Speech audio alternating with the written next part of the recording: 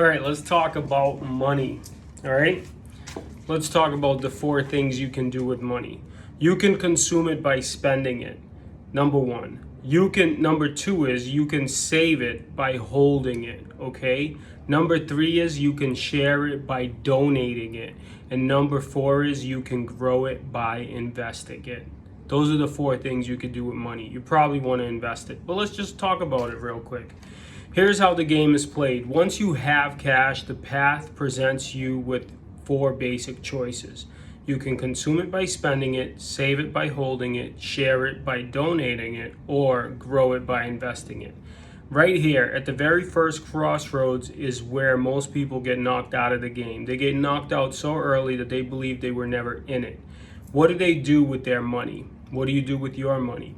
Let's talk about it. They spend most of it. You spend most of your money, okay? Hold some of it, donate a little of it, and invest none of it, okay? That's what most people do. You spend most of it, hold some of it, donate a little of it, and invest none of it. That's a big problem.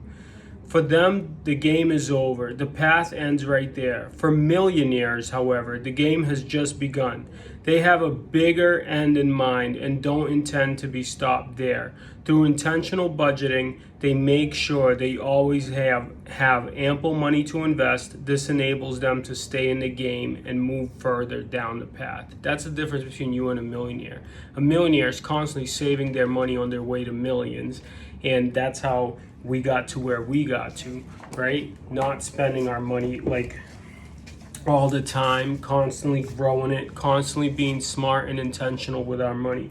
So if you want to become a millionaire, you want to grow, once you start earning this cash, make sure you don't just spend it all.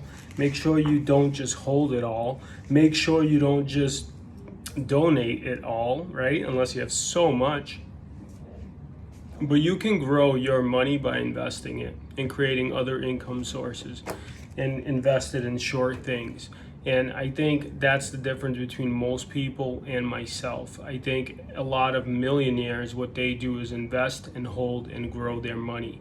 Does that take time? Yes. Does it take effort? Yes. And it takes a lot of saying no to things that you want to buy, because you have a bigger vision in mind. Like we just bought our 4 family. It's bringing me a lot of cash, right? But what if I bought all the things I wanted? I wouldn't have had the money to invest in my 4 family. And you have to start thinking like that. It's a long-term game, 5 to 10 years for most of you.